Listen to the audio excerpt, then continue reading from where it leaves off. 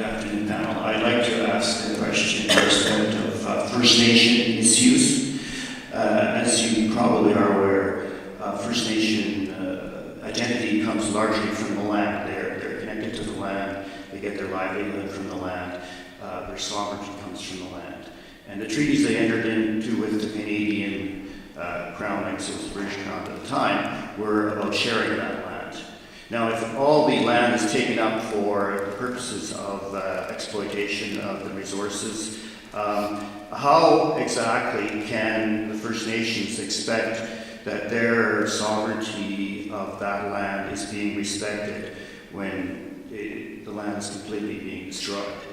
In terms of your views, panelists, as making a proposal for a Canada First energy strategy or an energy strategy that respects those people in the land, how would you propose that your strategy will respect the sovereignty of the First Peoples of this land?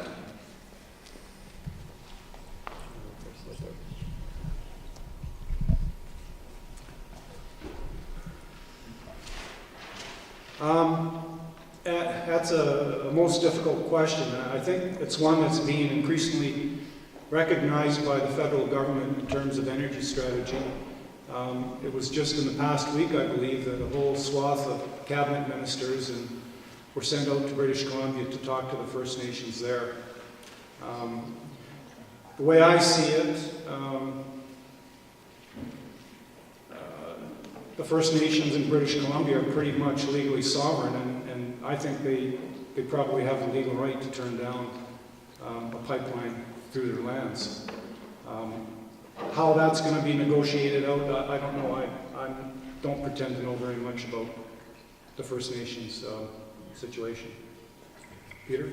Yeah. And that's a good example of the worst practice. So you have a bunch of cabinet ministers finally coming to consult with First Nations when they haven't been doing it all along. Northern Gateway is an example of a worst practice. Enbridge came in, they tried to, with the federal government's connivance and support, ram the pipeline through First Nations territories without consulting and without respecting the duty to consult that the federal government has. So now they're trying at the last minute to do damage control, and it is simply unacceptable. Any national energy strategy that we put into place has to take into consideration that duty to consult, which means the involvement of First Nations. It means the involvement of First Nations communities. And that is something that Jean Crowder, our Aboriginal critic, has spoken out on. We also have, with our First Nations caucus, members like Romeo Sagnish from Northern Quebec, Jonathan Genet-Jourdain, speaking very strongly to the idea that when we talk about a national energy strategy, it has to involve First Nations, has to respect the duty to consult.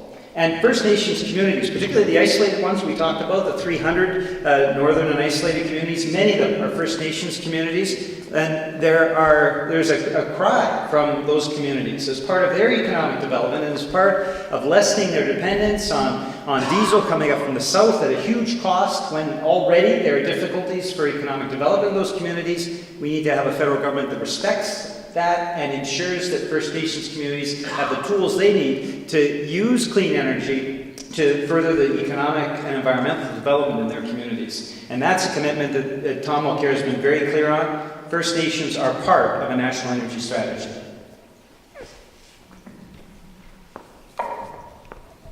Sure, I agree totally with Peter that the union's position is that the First Nations have to be at the table. But it's not new in Canada, consultation with First Nations.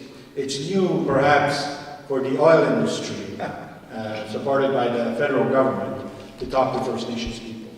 But there's been development across Canada for hundreds of years where First Nations have been participatory in ensuring that their lands are protected, or at least the surrounding of their lands is protected.